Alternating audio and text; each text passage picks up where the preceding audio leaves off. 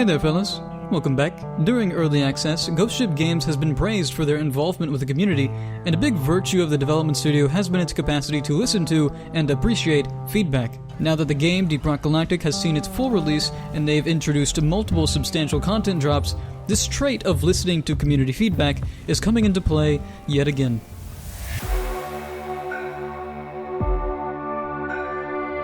Update 34, Modest Expectations, was planned to be released on April 22nd, 2021. Seeing that this update was intended to be an update featuring some modest additions like double warnings and elite enemy types, you wouldn't expect an update like this to cause as big of a controversy as it did among the community. Although the new tweaks and additions seem to have gotten an at least moderate reception, there's one upcoming feature that would seem to stir the pot, so to speak. So much so that this feature would be removed from the update and added at a later date: mod support. Some of the most cherished games wear this feature as a badge of honor. Some games are backpacked by mods that bring features that arguably should have been in the base game to begin with, and some games even use the modding community as a marketing scheme or a ploy to make a quick buck.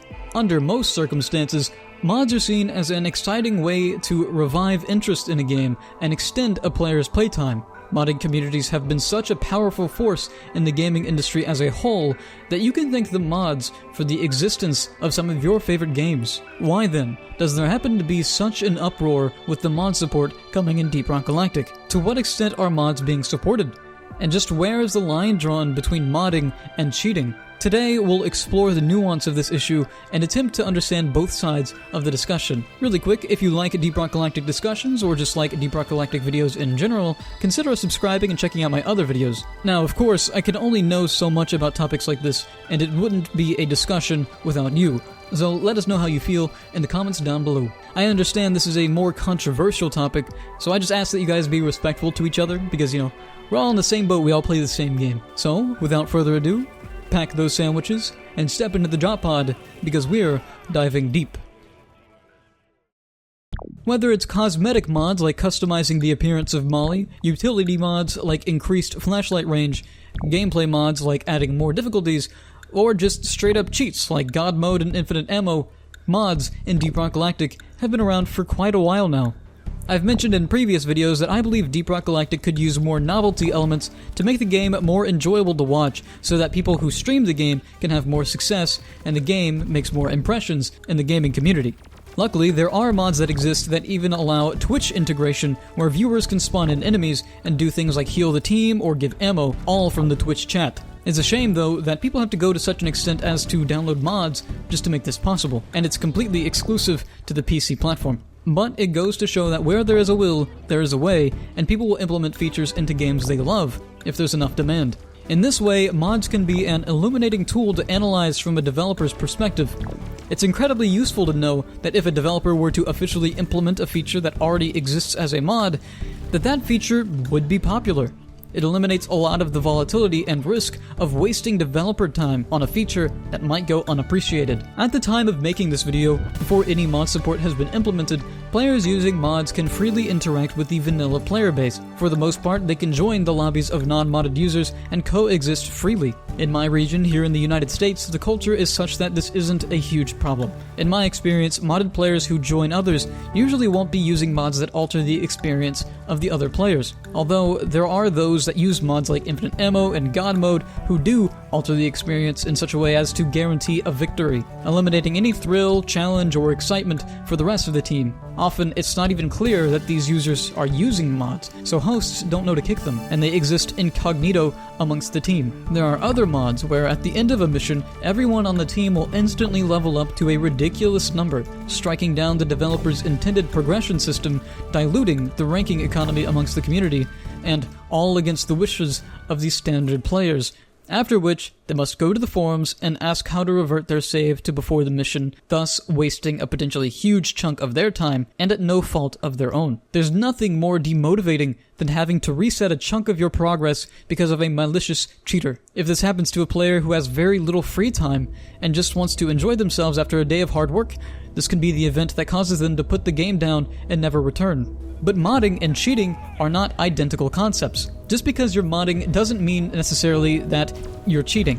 Both do share some overlap because they are using methods of play that are not intended by the developers, but it's still very important to appreciate the difference. I personally wouldn't perceive mods that implement Hazard 6, for instance, to be cheating, because it just alters the game to increase the difficulty of missions. It isn't the intended experience the developers provide, though.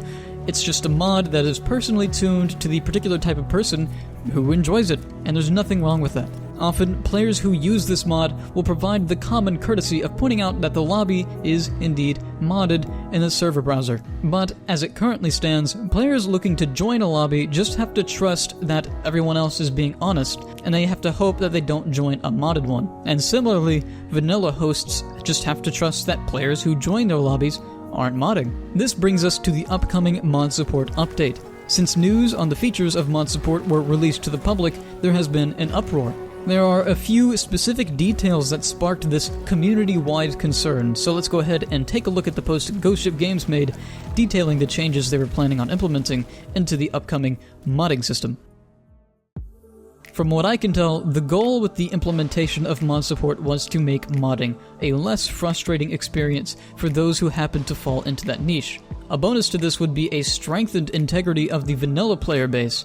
For instance, players who host games using mods would be marked such that the portion of the player base that expected to be playing the base game wouldn't find themselves in a modded lobby. This way, those who use mods are happy, and those who just want to play the base game aren't at risk. As it turns out though, this would be a more difficult endeavor than Ghost Ship Games initially imagined. As this update hit the experimental branch, which is a version of the game that allows users to test the update before its release, initially it was required that users use separate saves for mods and the vanilla version. I presume that this was done to separate the modded users from the vanilla users and protect the integrity of the base game. This is where the controversy begins. Soon after the experimental branch was released, Ghost Ship made an update post where they listed a fundamental change in the way the modding system was to work. They decided, based on the behavior they had observed in the experimental branch, that instead of having modded saves be separated from the vanilla saves, they would lift that requirement and have them intermingle freely. They explained this sudden change later in the post.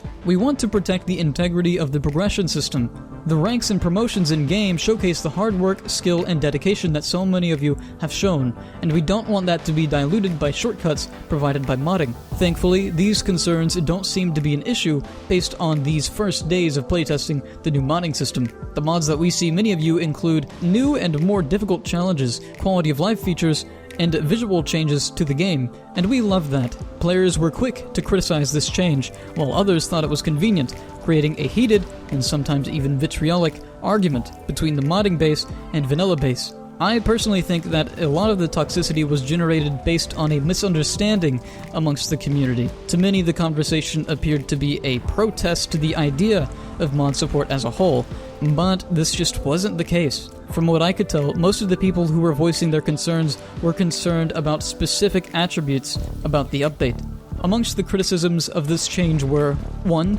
The discussion to remove the mandatory separate save was based off of the behaviors from the player base using the experimental branch, which is a very small and particular player base who usually are courteous members of the community who will even report bugs before the update goes live. People were concerned that this decision to allow the saves to intermingle was based off of a poor judgment because the sample group was a very select sample group that is not indicative of the rest of the player base. 2.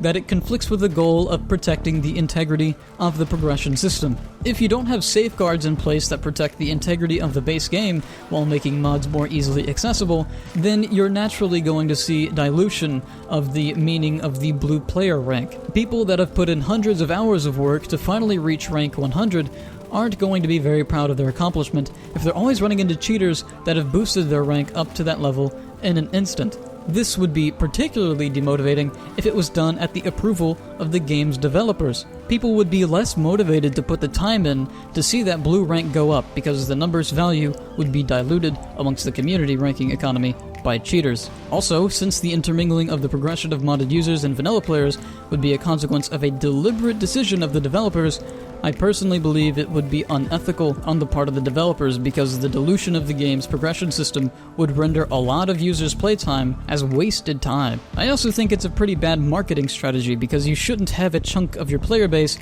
feeling like they've been cheating out of a bunch of their time. Counterpoints to this concern that I've seen have been that this is already the case currently.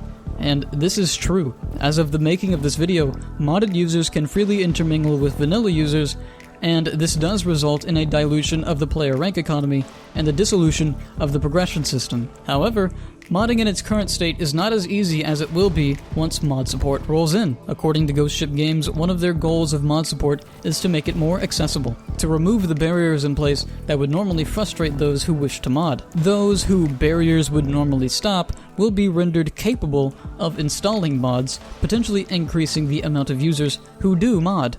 As well as this, just the simple fact that there will be a filter option in the menu to be able to access modded lobbies will make mods more common. I think it's a very safe assumption to make that this could create an environment where mods are more common amongst the community. For those who live in regions where player populations are already low, having an increase in modded lobbies will make for a frustrating experience if these players just want to play the game as the developers intended, because the number of vanilla lobbies available to join will be even lower than usual. You might say, well, just host your own lobby. The reason that doesn't always work as a solution is because many players like the certainty that whenever they log in to play a mission, they'll be sharing that experience with others. When you're hosting a lobby on your own, there's no such certainty, but whenever you join another, you can be sure that you're sharing that experience with at least one other person right off the bat.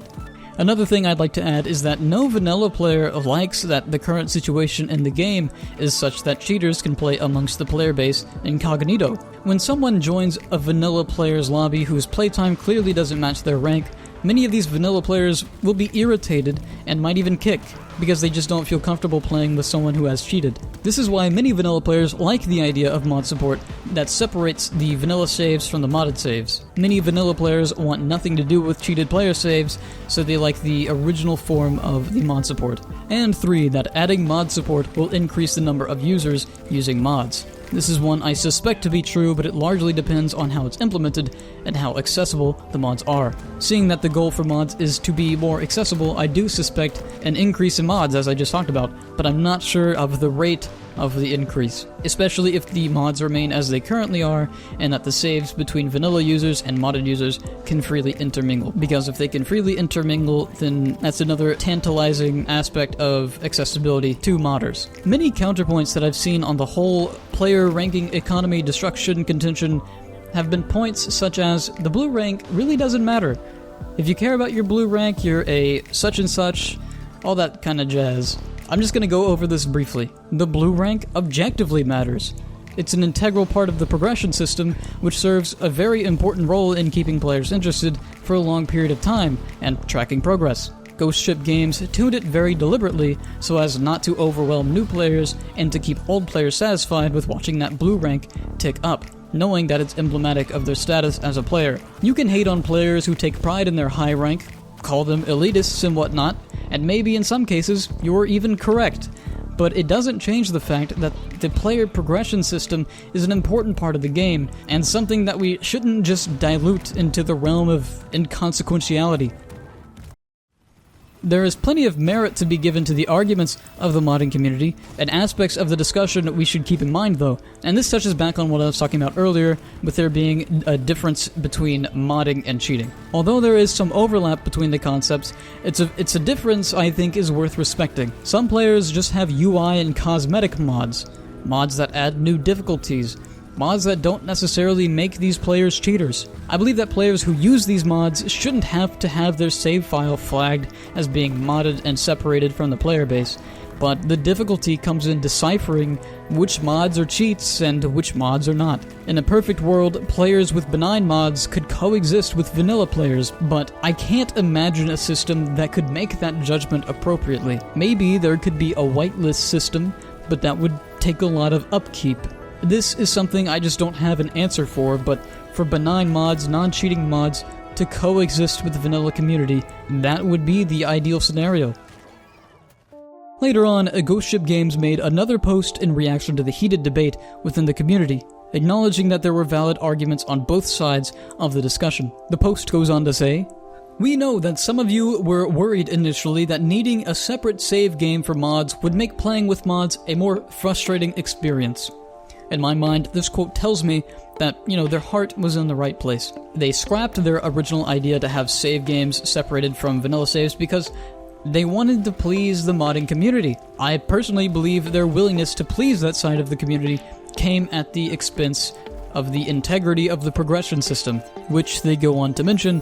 When we removed that requirement, some of you were worried that the ranks and promotions you have worked so hard to achieve would be indistinguishable from those of players that just boosted their ranks through modded shortcuts. We completely understand both concerns. We also share them. That's why we have decided to postpone modding support from Update 34 and release it on its own Update 34.5 later. And I believe that's a good summary of the discussion. I think a good middle ground would be a solution that pleases the modding community, but that doesn't come at the expense of the player base. And this is where I might start to get a little controversial with my opinion, but I believe there should be absolutely minimal negative consequence to the vanilla players. The quality of the game the consumer paid for shouldn't be degraded because of the wishes of those who want a different experience than the one that was sold to them. However, I am a fundamentally agreeable person, and I understand the utility of mods, and I understand the pursuit of pleasing others. That's why situations like this are very difficult. You can't please everyone. Deep Rock Galactic isn't a single-player game, so there's a lot of nuance in the implementation of mod support. Under normal circumstances for a multiplayer game, it is a terrible idea to divide communities and player bases. The best solution that I can come up with my limited knowledge of programming and what is possible, is to keep vanilla saves separated from modded saves, but make managing the multiple saves really easy and accessible. Something like you'd see in an RPG game. Allow users to create new saves, duplicate saves, and mod saves. I think this would even make vanilla players happy. Have modded saves be blacklisted and unable to join vanilla saves, but able to join other modded lobbies. Perhaps have a properly maintained whitelist system for mods that are not cheats.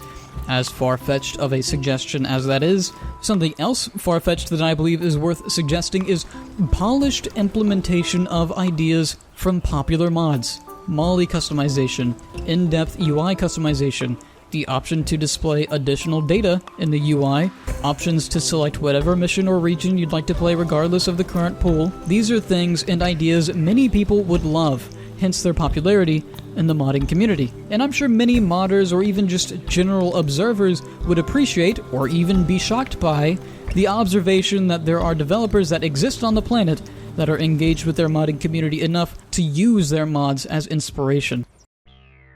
Anyway, my voice is going out, and I believe that's all I have to say on this subject. If you agree or disagree with anything I've said, please let me know in the comments below. I know this is a controversial subject right now, but please be respectful of those whom you disagree with. If you think there's something I missed, or you have a better solution than I do, which you probably do, because I am not an expert, please do post it in the comment section below. If you enjoy discussions such as this one, or just enjoy more lighthearted Deep Rock Galactic content, be sure to subscribe and check out my other videos. By the way, for those of you who are curious as to where I've been over these past few months, I've been all over the place. I've been out of the city, I've been out of state, I got surgery getting my wisdom teeth pulled, so that kind of took me out for a while. I was working on a build bite, but I decided to scrap it once I saw the patch notes for the experimental branch, because the weapon mod changes for Update 34 rendered it outdated before I could even publish it.